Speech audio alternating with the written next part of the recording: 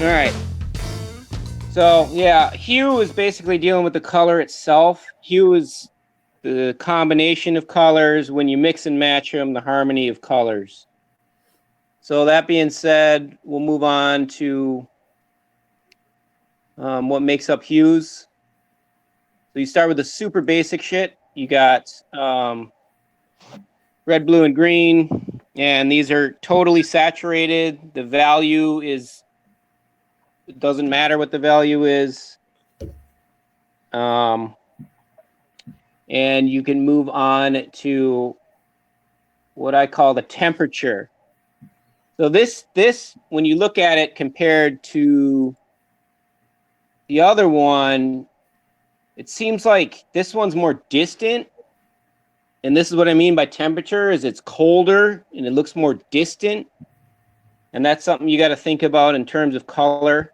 And on top of that, you have warmer colors. And these are closer to you psychologically.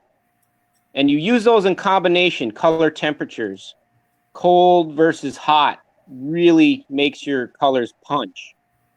You know, one recedes and one goes in front. And that helps compositionally when you're trying to use color. Moving on, you can mix colors. For example, red and yellow will make your orange. These are called secondary colors. I'm just going to breeze through these. I'm not sure if you guys know all this, but I'm just going through it, you know, in case this is a big class and we got a lot of people and I just want to cover everything. So blue and yellow, that makes green. And then we got red and blue, that'll make purple. So those are our secondary colors. We have our primary colors and our secondary colors, and those make up, you can make with this mix, with these colors, you can mix and make any fucking color you want. You just literally, what the hell is this thing over here? There we go. When I used to paint, I would just buy a tube of red, yellow, and blue, and maybe black and white. And I would use that, and I'd make full-on green paintings, or, you know, all the brown paintings, everything. I can make it all just using those three colors. So that's what I mean with colors intermixing. You look in the middle here of this, like, Mickey Mouse looking shape I got going.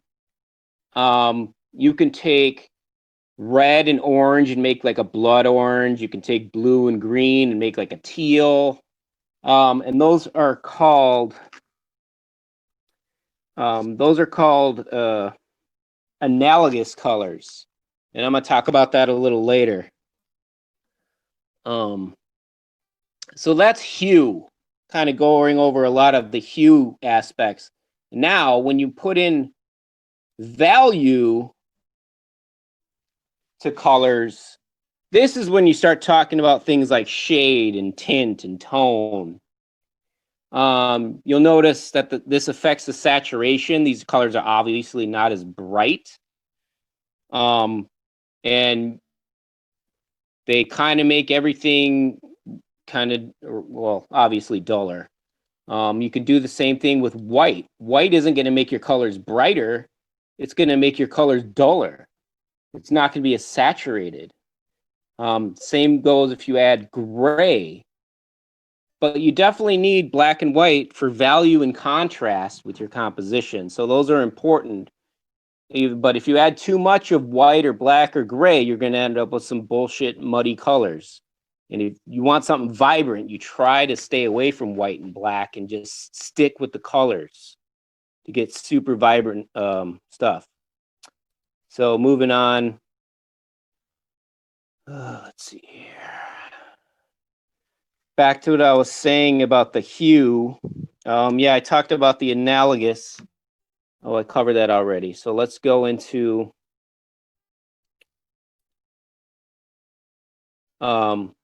complementary colors. So one way you can make shit pop without using black or white is you can take complementary colors and make those fight against each other to boost that contrast you're looking for. Like, I mean, look at that red versus that green and how much that just vibrates your eyes. And then when you mix the two, it makes this kind of unsaturated brown. And you can think of brown not as just the color brown. You can think of brown as an actual color.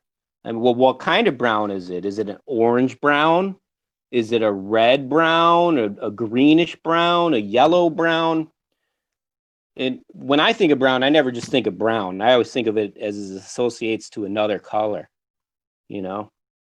Sometimes I just straight up don't even call it brown. I'll call it like, oh, that's orange. Just like a brown orange. So like when that goes into film, the hell is that thing? We got, Jesus, hold on. What is that white shit on there?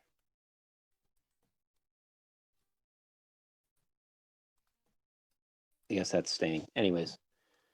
For instance, look at the complementary colors here. It would be blue and orange. And you see how this kid's just popping out of those patterns like that. And that has a lot to do with, as you'll notice, there isn't really that much black in there, just like in the shade inside him, because they're using complementary colors to really boost the contrast. I'll show you another example. I mean, look at her green hands and the shoes. Another example. I'm just going to go through these here. God damn it. So this is an example of more of an analogous. Where is this white thing coming from?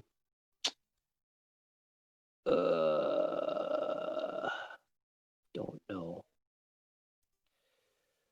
But this is, you know, it's yellow, blue, green. Analogous colors are known to give more of somber tones, more realistic tones. It's less vibrant, basically. And then you incorporate all of this into different types of films. I see there's a little bit of delay in the video screen here. But I mean, you know, you got your purple is your fantasy and your sci-fi stuff. Yellow is more like innocence, discovery, learning, stuff like that. Blue would be like confidence. It's like the business color. Red is your naughty color, where, you know, if you're being do something exciting or something you're not supposed to be doing, some kind of anticipation or excitement. And orange is usually something comfortable. And you can use the psychology of these colors in different ways too. Like yellow could be innocent, but yellow could also be sick. You know, you mix green with yellow and you can get like this, a scene like this where, you know, it literally makes you feel sick just looking at it. So moving on. Color's more complicated than the things I'm explaining. There's light that goes into it, and that's where we get into the digital side of things. Digital color is a little different than what I've been explaining, but just as a general overview, I think it's good to think of it in like analog terms, because digital color gets real complicated real fast, and I just don't want to bog you with all that info. But just know that there's two different types of digital combos. And if you mix all the colors together, you'll get something that's not saturated. In the analog world, you'll mix it all together, it turns brown. In the world of looking at screens and stuff, in the digital, like your phone and everything, that's all RGB. All the colors turn to white, which is an unsaturated color. And in print, it turns to black, and that's an unsaturated color. If you mix all the colors, they become unsaturated. It's like the colors always cancel each other out if you mix too many of them together. So we're going to get into After Effects. I got a few more things to show you. But I just really wanted to cover these basics. so we can wrap our head around what we're trying to get accomplished in film. Just want to show you an example of some really shitty color. Something like this, where it's just too much of one thing, can really bog you down. An example of like, this is a standard in Hollywood. The next one coming up here, I don't know if anyone's familiar with the whole, basically it dominates every action Marvel movie ever, is mixing like an orange skin tone with like a teal background. So the character pops. It's like super overdone, but I mean, it's overdone for a reason because it works. I mean, but I'd rather see something else, but you know, that's just me. You know, you get a memory of how, you know, when colors pop, it kind of sticks in your head. Examples would be like, I mean, look at the Matrix. It's analogous. It's monochromatic. Everyone thinks of that as like this alternate world where like you're mentally sick. Something is all obviously wrong. Psychologically, you play into that. So, and then there's these are basically the themes you can work with in film. You can work in monochromatic, like The Matrix, analogous, another Matrix one, or maybe a period piece. Complementary works with action films, things that are dynamic. I mean, most things are complementary. Triadic is more for like festive, colorful films, which I'd like to see more of people use, because I think the complementary thing is kind of overplayed. The festive to me is just artistically, I like it better. I think it works, and it's more to real life, what I see in real life. But the combinations that are super effective. Oh, I found it. Okay. Where the hell is this? The super effective ones are triadic and complementary. And with that, I'm going to show you, I'm going to jump into After Effects now and show you how you can get something triadic or complementary to make some shitty film look a little better. So let me hop on After Effects here. Give me a sec here. Share. Oops.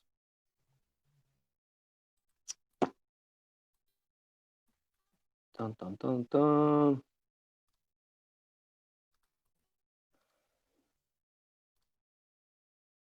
All right. After Effects should be popping up. Boom. You see it? You see the pink cursor I got going? Anybody? Yeah, it's great. Thank you. Bueller? Perfect. Bueller? Nice. All right, so I'm gonna take my shitty. Oh, I'll show you my. Let's see if you can see the shitty footage. Play some shitty footage.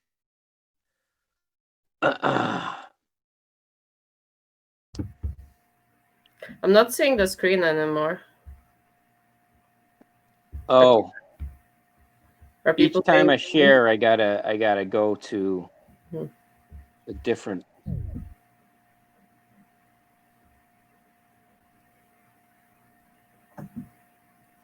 Yeah, Jitsy's not that great with screen sharing, I'm noticing.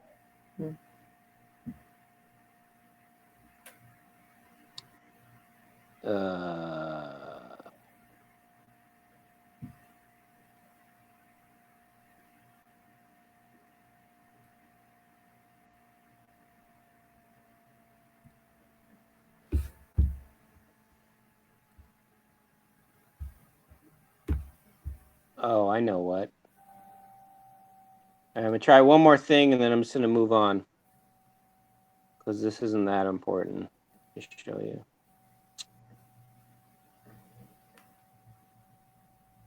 Okay. So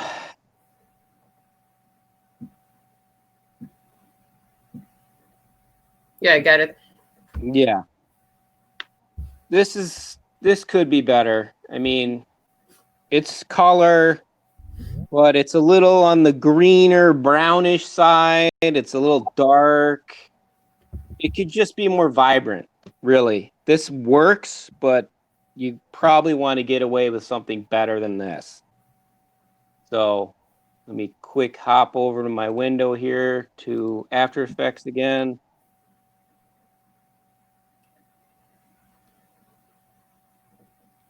This is kind of killing me, this window jumping shit. Oh my God. Okay. Okay. This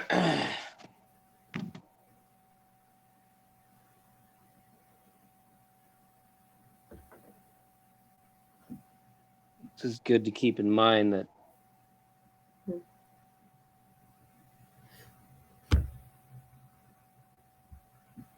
oh my God.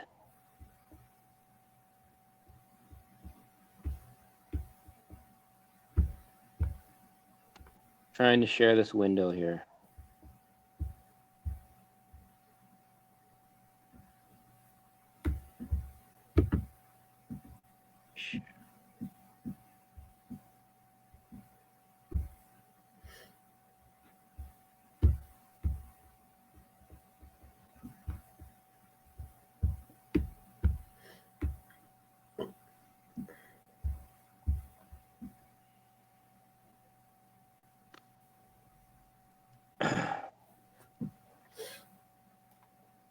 Is it working at all? No. This is a real dick pic moment going on here.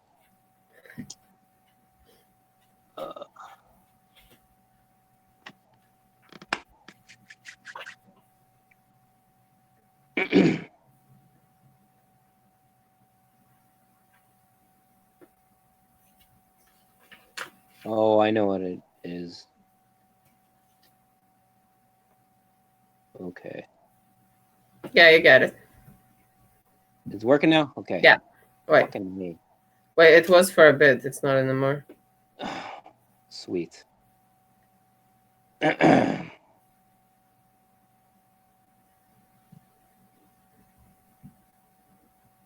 think I got it now.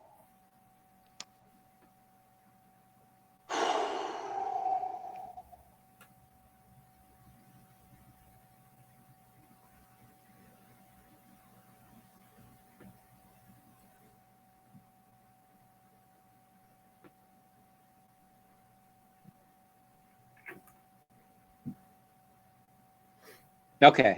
Yeah, you got it. Jesus.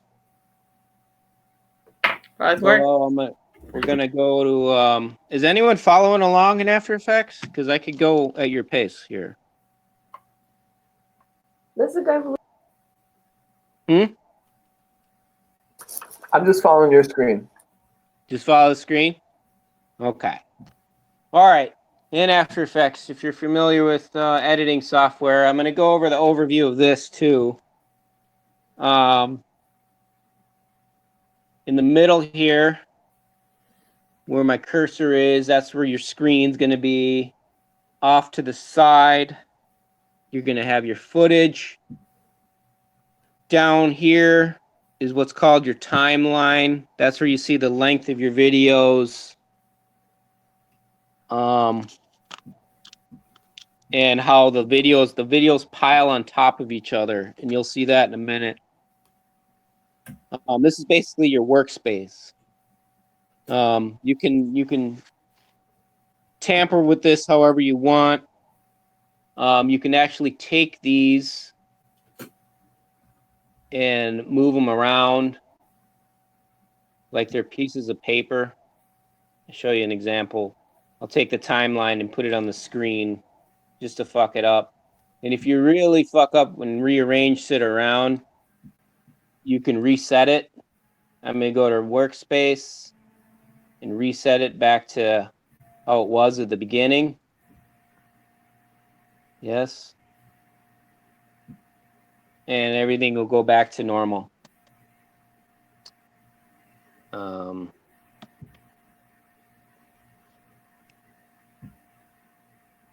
All right, so let's get this footage in here. I'm going to go to get my footage. I'm going to go to File, Import. That's how you grab footage.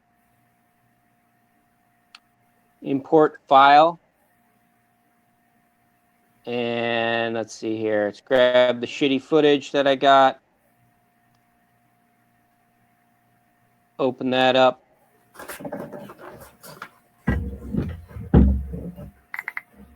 And I'm actually going to match two different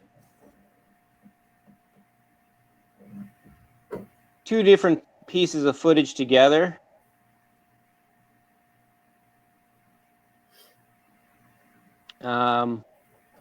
So they kind of match better color-wise. I would show you in the screen, but we're having such an issue just sharing the screen that you just take my word for it. I'm trying to match two of them.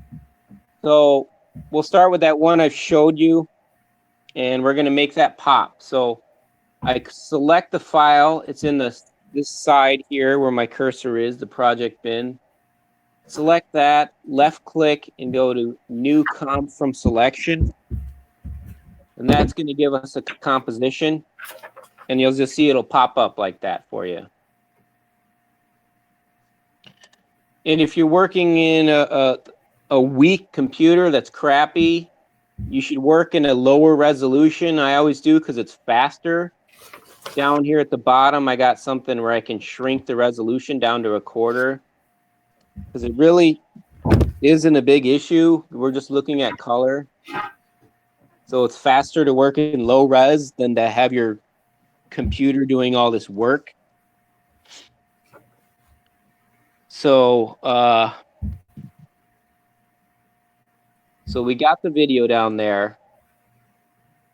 And there's something in Photoshop, and it's true for After Effects and probably other video editing and image editing thing. It's called non-destructive editing. And what that means is you're going to take these steps, and you can always go backwards too. If you fuck it up royally, you can always go back to start. Another analogy would be like, let's say this video, if this were a cake, this video would be the batter, and I'm trying to bake it into a cake. So with non-destructive editing, I can always go back to the batter, if that makes sense. If I get stuck with a crappy cake, I can always bring it back to the batter and do it again. So a good way to do that is we're going to use what's called an adjustment layer. We're going to put a layer on top of the video. Is there anything like history that you can like undo steps? Yeah, but I just don't rely on that. This is just even more foolproof than history. Because you never know when stuff crashes how the history's gonna. This is just even more reliable than using history. So I'm gonna go to Layer, New, Adjustment Layer. And if you go down to the timeline, you see there's this purple layer here along the timeline. That's on top of the film. And we're going to use this layer to make all the color adjustments. So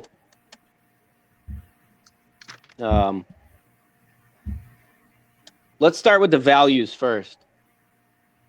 So I go to Effect, Color Correction, and I like this one called Shadow and Highlight. There's like a million different approaches to doing this. I have my tried and true method, and I just figured this is a basics class, and I just don't want to go over everything. I just go over what I do that's quick and dirty. So shadow and highlight is really going to punch out the mid-ranges. As you see, when it's off, it's pretty dark. And when I turn it on, it punches out all these mid-ranges of stuff that was in the shadows that you weren't able to see. So it's kind of an automatic setting, and I like to adjust it a little bit more. So if you go to shadow highlight in the corner where my cursor is, you can go to auto amounts. Actually, I'm going to try this. This cool little thing here. There we are. Supposed to make it even bigger here.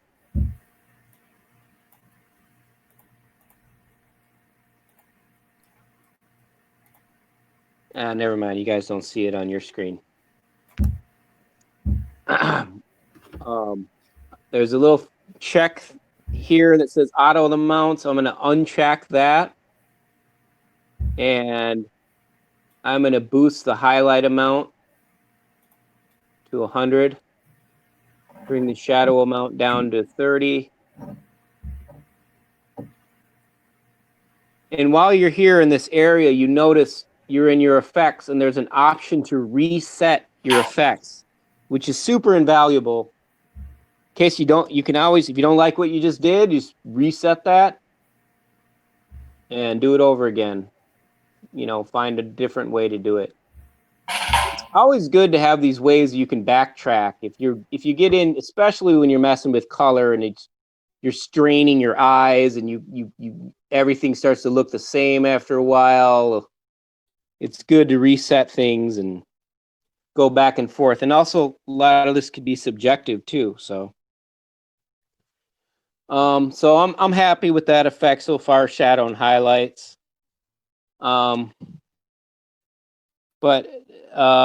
not super happy with it. So I'm going to boost it some more. So let's go to Effect, Color Correction.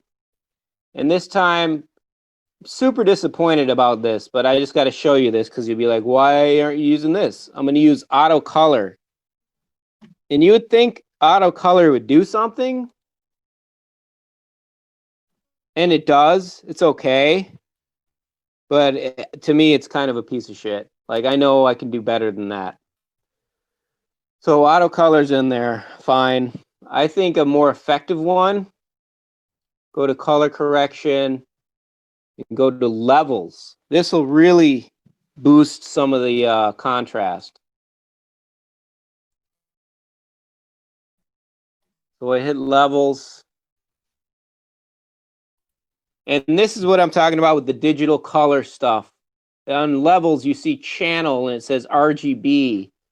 That's the way digitally colors mix, harmonize with each other, and keep, blend together and whatnot. And I'm going to go color by color and tweak them manually. Where is the levels again? Okay, you go to Effect up top. Yeah. Click on that and go down to the color correction option. Oh, okay, okay. Okay, go down to Levels. Yeah. Thanks. Yeah. So with Levels, once you get to Levels, you find the option right inside Levels that says Channel.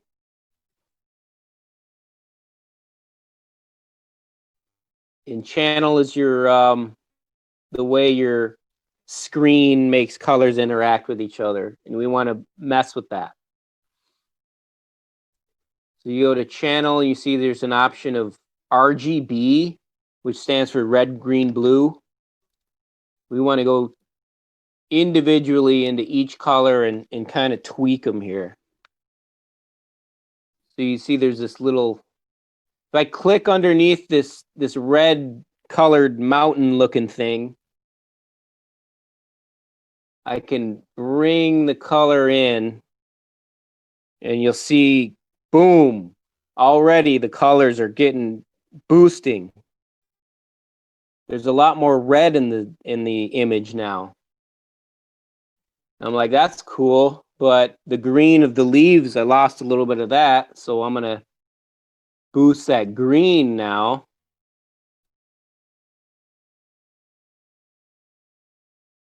And I'm like, oh shit, that's too much green. I'll bring it back a little bit.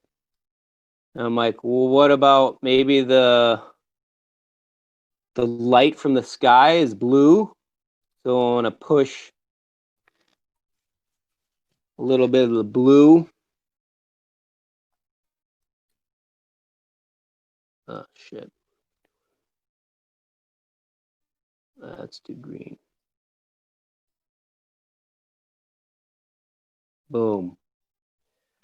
Okay, so far, let's see what we got here. I'm going to go down and check what we had. I'm going to turn off this adjustment layer just to compare it with what we started with. And you'll see how crappy it was. And now that we're adding these effects, you're seeing that it's becoming just more vibrant. The colors are contrasting more, and that's what you want.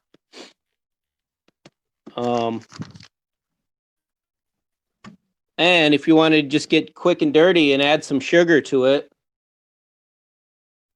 you go to Effects, Color Correction, and I always save this for last because this is the most extreme. You go to Hue and Saturation in your color correction, and you can just automatically just turn up the sugar. Just put in that high fructose color.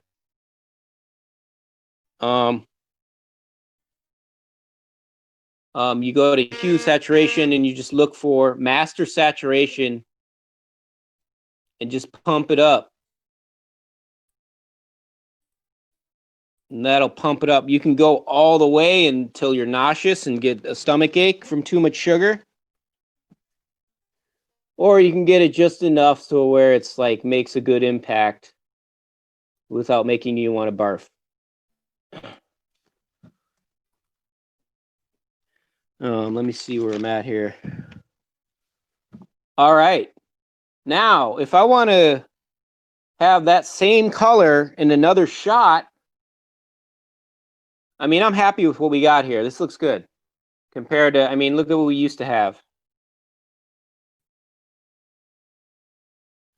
And now we got some color. I'm going to import some more footage here. File, import, File, import, File. I want to match that footage with something else, color-wise. So I'm bringing in an image of a bike with pretty much the same problems. It's too blue. It's kind of dark. It looks depressing. So that bike, I'm going to grab it. I'm going to select it. Right-click, New Comp from Selection. So I have a new composition I can mess with. So here it is. Here's the bike. Oh, and another thing, you can click back and forth on this timeline where my cursor is if you want to go back and forth in time. And with color, you don't really need to see things moving, but if you want to just see how it's moving, I have it in low resolution, and I hit this RAM preview. It's a quick and dirty way to play it without too much processing of your computer, without bogging it down. And it's a lot faster than playing it outright. It's just like your quick and dirty one. It's up here where my cursor is. Hit that. Where did lower resolution?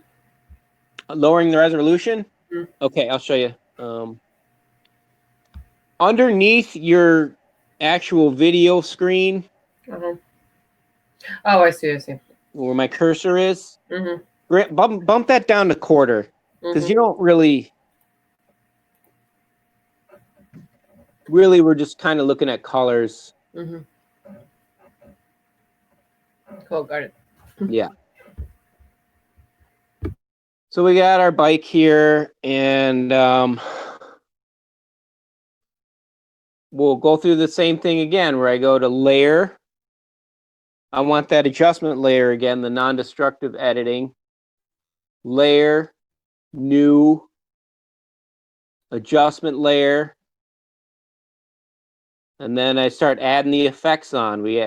First we started with that shadow highlight thing. And then I can just go through all these effects and just go through the whole process all over again. But I don't really need to do that because I already did all that with my other footage. So I'm going to take that layer I created with the first one, copy it, Control C, or, you know, copy that bad boy, and just paste it on top of the other footage.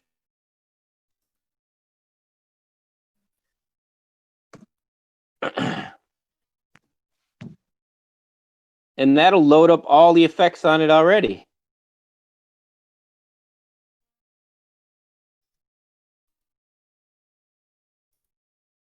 Boom. And then you're like, oh my God, that doesn't match at all the way this one is. So we have all the effects we want, but sometimes you just got to go in and tweak it just a bit more. But you got over all the heavy lifting already with adding all the effects and stuff. So I'm just going to go ahead and tweak this a little bit more to my liking. Let's see. I'll give the shadow like some auto amounts. I'll turn down that auto level a little bit more. There we go.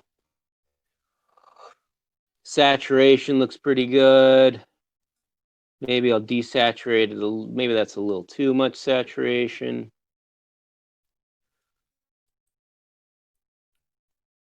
All right. Okay. Just a few steps and it matches pretty good by sharing that adjustment layer with all the effects already on it. So, I mean, this is getting everything to pop, so it doesn't look as depressing and, you know, looks a little more festive. Looks a little more professional, you know, you're getting those colors to really jump out more. And that's really how to fix that kind of, you know, sometimes you have footage and you're like, oh, everything's red or everything's blue. And this is basically how you do that. And if you really want to get Hollywood and bring it to the next step, you can fake the colors. So this is where, like, he has a yellow jacket on, right? But that's just not yellow enough for me. So I'm going to boost his yellow jacket even more, so it pops even more. And this is where, like, the heavy lifting comes in, where this separates, like, Hollywood from everyone else. Especially in After Effects. After Effects is known to be the Photoshop of video editing, and this is a prime example of what they use in After Effects all the time. I'm basically going to make a collage. I'm going to paste a more yellow jacket on him. So I take the original footage and I'm going to copy that. Let's see if I do this the simple way. I've never really copied this the easy way. The way that I always do it, I was trying not to use hotkeys, but I use them all the time. And I can't think of another way to do it right now, but Control D is basically copies my footage.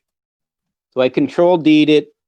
I'm going to take the original footage and I'm going to pop that on top of the adjustment layer. So you'll see in our layers here, in this layer area, I took a duplicated original footage, popped it on top. Now his jacket, I'm going to cut it out. And the way I do that is I got to, like, use a scissors and cut out his jacket so I can make a more yellow one. So we're with that layer selected. Once it's selected, you go up to this toolbar up here. My apologies that I won't get bigger than this. But where you see my cursor is there's a pen tool there. And I don't know why it's not a scissors. It should be a scissors, but it's a pen for some reason. But I grab that, I select that pen tool, and I'm going to make what in After Effects, it's a super useful thing they use. It's called a mask. So if you're not familiar with vector, I won't go into it. If you're familiar with vector, you know what I'm talking about when I'm talking about vertice points. And if you don't, that's fine. But basically, I'm going to click a little yellow square. You'll see it in a sec. Drag down, and I'm just going to keep clicking around his jacket.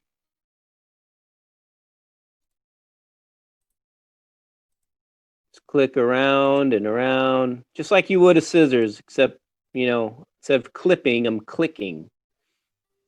Click, click, and then you just go until you get to the original square. Click, boom. You'll see that the color popped with everything else, right? And the reason is I cut out his jacket. Now, that jacket sucks. It's not colorful enough. It's terrible. So I'm going to boost the shit out of the color. So I'm going to color correction. Then I go to hue saturation. Add some sugar.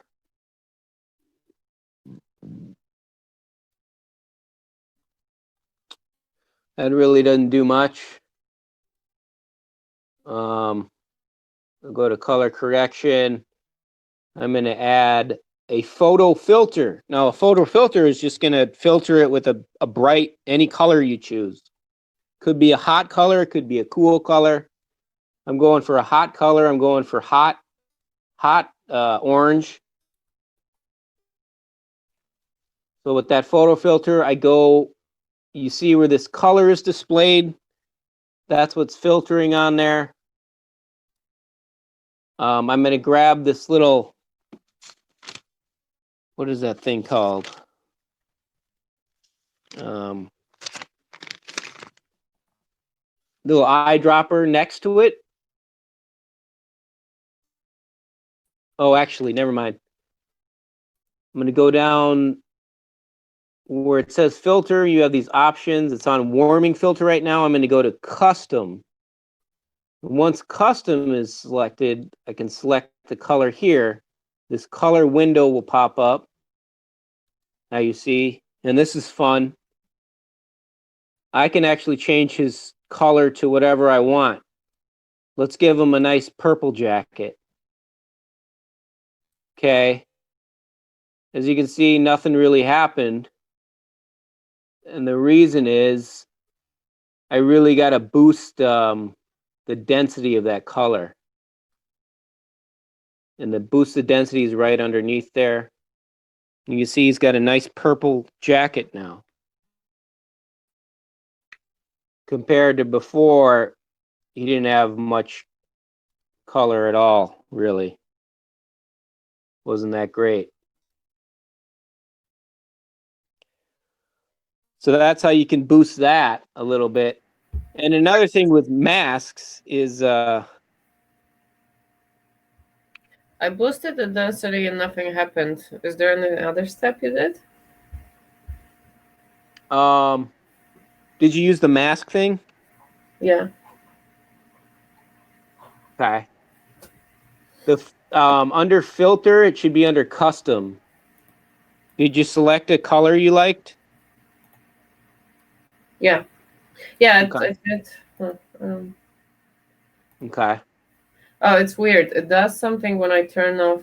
Oh, it only changes when I turn off the other layer. Okay. Oh, you know what? Maybe that layer is it stacked on top of it? It might be blocking it, you know? Oh, okay. Yeah. That's what makes this very similar to Photoshop is, Yeah. you know, Photoshop's all about stacking stuff on top of each other. Both of them are basically collage applications. Yeah. Photoshop is collage for images. This is collage for video.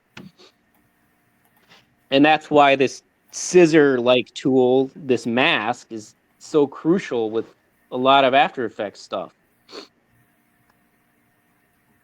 So one thing that is not that important pertaining to this class, but kind of something to just wrap your head around. I'm just going to breeze through it because I don't want to get into nuts and bolts and like hard labor about it. Is you can animate masks, and that has to happen when you have stuff moving. Like I'm going to show you an example.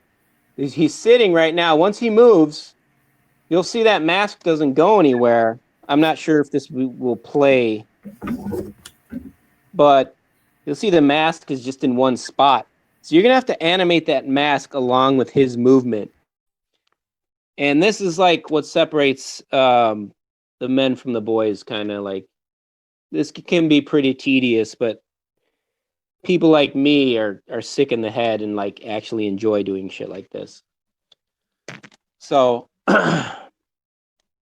I'm just going to go through this. I don't expect you guys to do this, but this is kind of like the labor of love with After Effects. Is you animate this mask because it's also a powerful animation tool. And I'm just going to go over this quick because this doesn't really have much to do with color for this color correction class, but it's good to know just as an overview of After Effects. So I'm going to go down to mask, select the actual mask itself, and then you'll see there's windows inside of windows inside of windows. You know, it's kind of a complicated program. But I'm going to get to my starting point where I was in the timeline here. Go to mask path underneath, and there's a little stopwatch there, and that helps you animate stuff. So I click on that stopwatch. That just means things are going to happen along with the timeline. I clicked on that. You'll notice there's a diamond there. You probably can't see it that well, but where my cursor is, there's a little diamond. That means you put a keyframe there. Go to another timeline, further into the timeline. You see that the mask is not where it should be. So you select that mask and you move it to where it should be, over his jacket. And when I move that, automatically in the timeline, you'll see another one of those diamonds. And that means it moved it. So you go further down in the time, you move it again. This is the nuts and bolts of anything animation. Go down the timeline again. Just keep moving it so it actually moves along with his coat.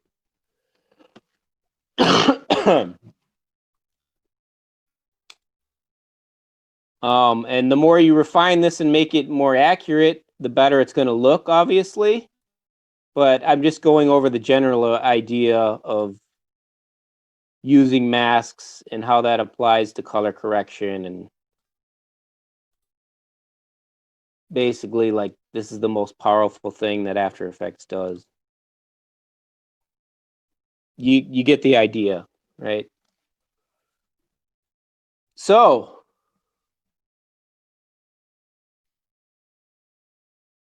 with all that said, let me see if I'm going to go out on a limb here and try to jump windows again.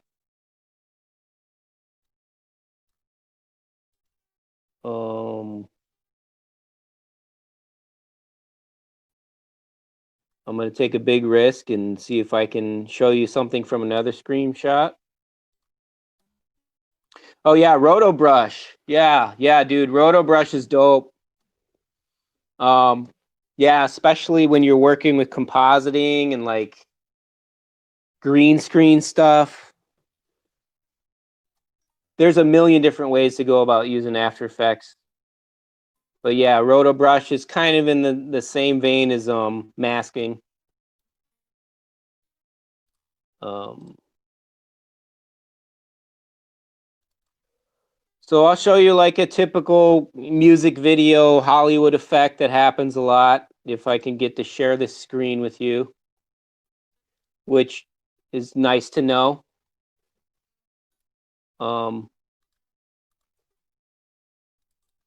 First time I ever saw it was when I was like, I don't know, 12 years old, and there was a 7-Up commercial. I thought it was the coolest thing I've ever seen in my life. It's where you just have one color and everything else is black and white. I think this is going to pop up. Is it? Piece of crap.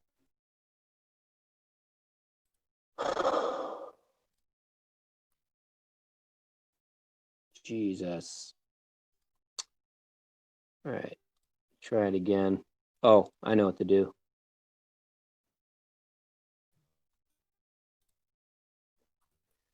I think I got it.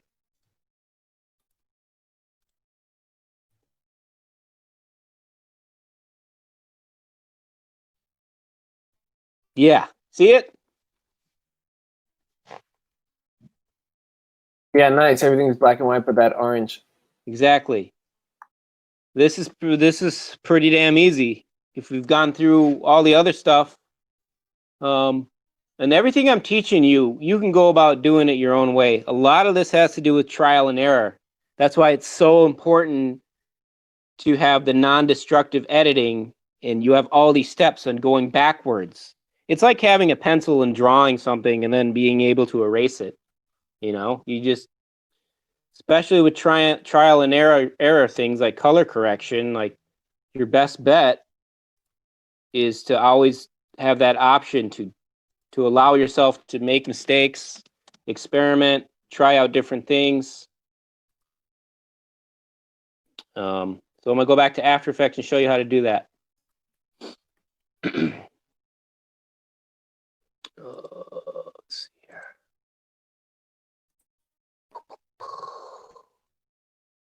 here. Give me a sec. I'm just getting set up here, and I'll be with you in a sec.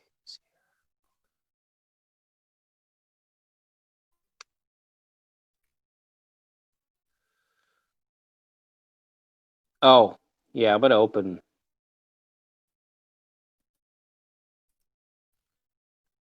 I'm gonna open. I got another one where the mask is actually. I spent time on the mask. It takes a long time to get that mask where you want it to be, but it's just a matter of tracing it. You know, you can use the like Nick was mentioning, you can use, there's different ways of doing it.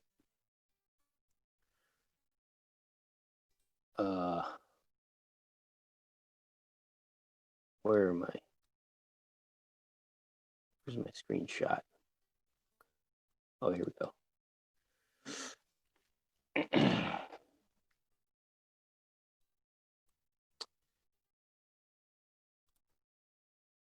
Okay.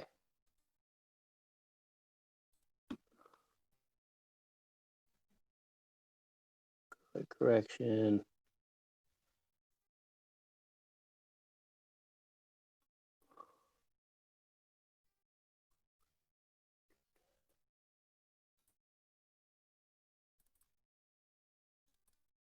All right. All right, I'll share the screen with you.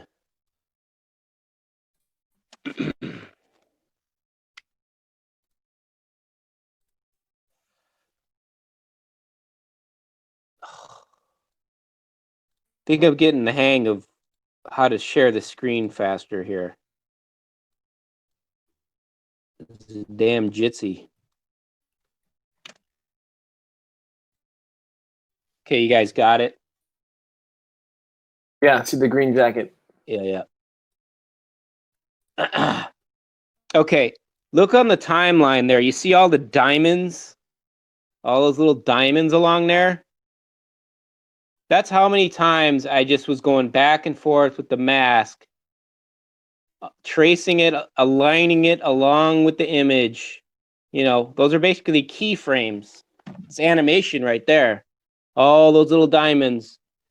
Yeah, I don't know. It took me like half hour, 20 minutes, an hour. I don't know. Time just breezes by when I do that stuff, but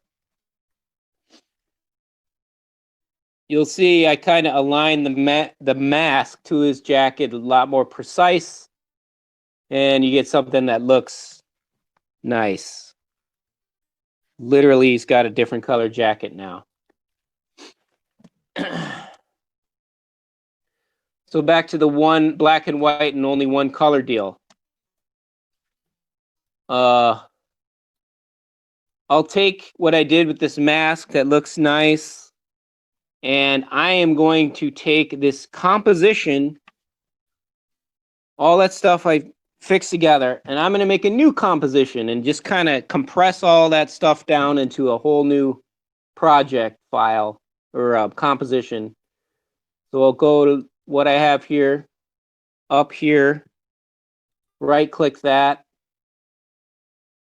new comp from selection. So I'm going to make a new composition. So it just simplifies it back down to one layer.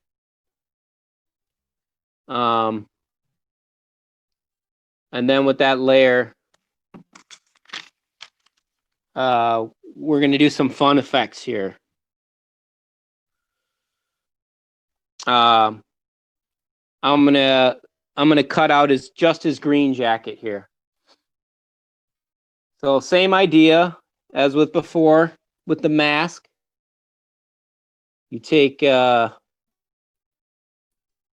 file you got, you duplicate it. So you got two files stacked on top of each other. You're gonna go to your pen again. Click on your pen. Do the whole mask deal all over again.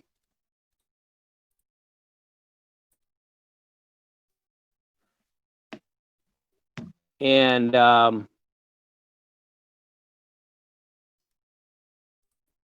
actually before that, I'm going to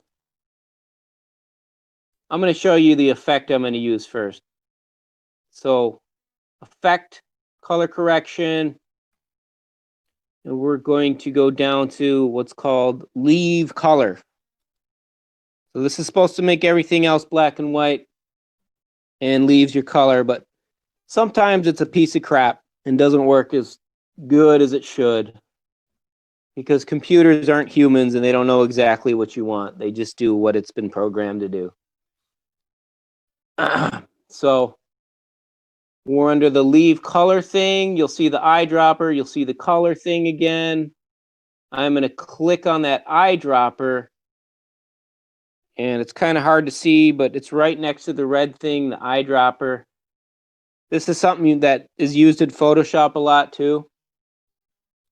You go to this eyedropper, you go on top of his coat here, and you're going to extract that green. You click the green, and you'll notice over here that display is now that green. You'll notice over by the effects options, it matches the color of his jacket.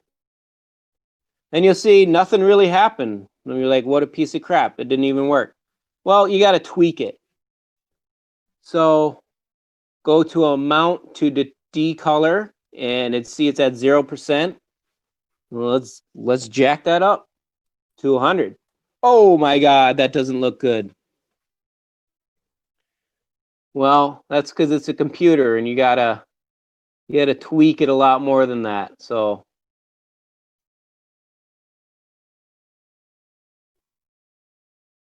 what I'm going to do now, since that didn't work, is I'm going to do that other approach I was showing you. Get out of this leaf color here, where I stacked them on top. Now I'm going to make a mask like that.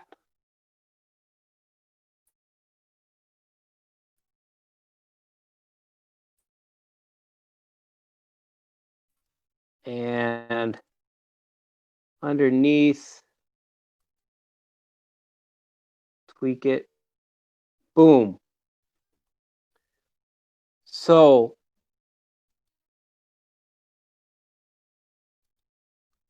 with that mask slapped on, we get to keep the color. And with the layer underneath,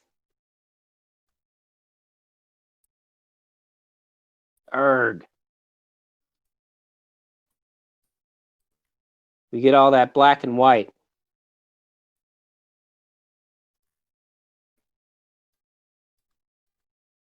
So that's how you do that.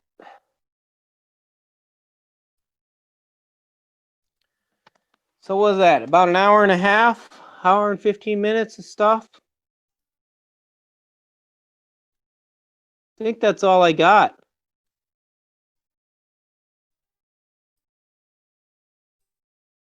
I have a question. Yeah.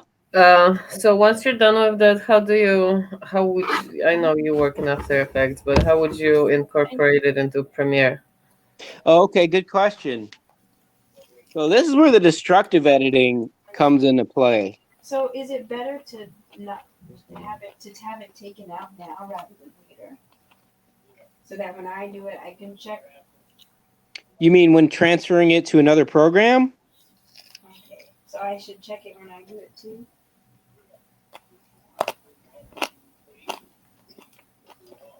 Wait, what are you asking? I'm not sure she's talking to us. Yeah. All right, Anka, what were you saying? Oh, how, because I helped somebody do a project once and we finished everything in Premiere. Yeah. Went to After Effects and fixed it. Right. Way to like do it in After Effects and then bring it to Premiere and keep working on it in Premiere. That's a good question because we went through that with when I was working with you and Shira, and my like easy answer to that was I'm just gonna burn it in After Effects, like just destructive editing. You're just gonna get what you get. You just get the cake with no batter. You know what I mean? Like, I just make the footage in After Effects and you throw it into Premiere, or vice versa. From Premiere, just give me what you got. You know, it's easier to work in destructive editing, but if you really want to be careful, you use non-destructive editing. When it comes to importing into Premiere and stuff, I've yet to learn how to do that like effectively. You should be able to export it as XML and then import it into Premiere. Yeah, something like that seems like I only know the tip of the iceberg on how that works, but that's something I need to look into. You can also use, if you have a Premiere, if you start from Premiere, you can like, what I usually do is I'll duplicate a Premiere clip to like a new layer. I'll just call that like my After Effects layer or something. Yeah. And you can right click and do like create linked comp in After Effects or something like that. Yeah. And then it'll open up in whatever After Effects project you have open at the time, or it'll create a new one if you don't have it open. And then you can like edit in there. And as long as you like, you have to like do everything in that After Effects project, but then that'll like kind of like update into Premiere. Yeah. So it's hard. You shouldn't do it if you're messing with the timeline still at all. But if you're not messing with the timeline, it can work that way. But it does take a really long time to load. Yeah, there's pros and cons to both. Obviously, non-destructive is a lot more careful. You can backtrack stuff. But just like sheer brute force, and if you just want to get something done, like destructive editing still works. I mean, it's just a simpler way to do it, you know? But yeah, definitely. I think I've maybe once or twice brought in a whole Premiere project file into After Effects, and I saw some magic happen, but I forgot how I did that. But it was pretty impressive that you can do that, and it is cool. Yeah. All right. What else?